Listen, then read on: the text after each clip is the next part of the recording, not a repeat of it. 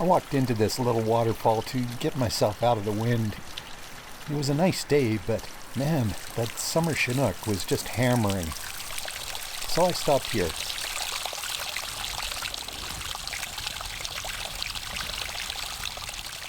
It was pleasant with all that water splashing around, but every once in a while a gust would come through and just shake everything.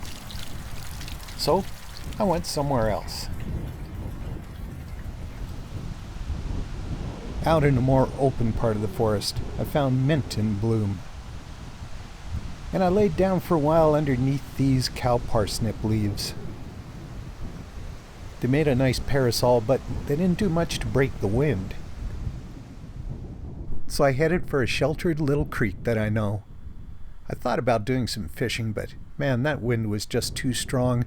And when I got there, well, it was just so pretty. I had to take pictures instead.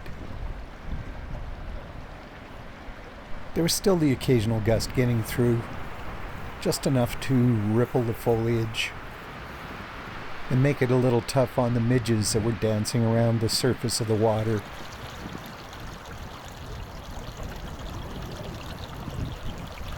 But just like back at that little waterfall, the sunlight that was making it past the thrashing treetops and the wind gusts that animated the plants on the forest floor made this pretty little place seem even more alive.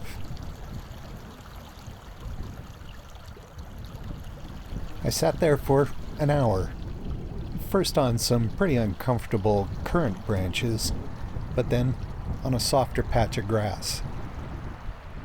And I watched the patches of sunlight move across the forest floor and light up the leaves and the water and everything else dancing in the wind. In our part of the world, we get a lot of Chinooks, warm winds blowing out of the west. And though they seem more like a winter phenomenon, the truth is they can happen any time of the year. So even though that west wind changed my original plan to go fishing into wandering the forest floor, it made it pretty tough for bees to land on flowers. This Chinook made it a warm, wonderful way to spend a day.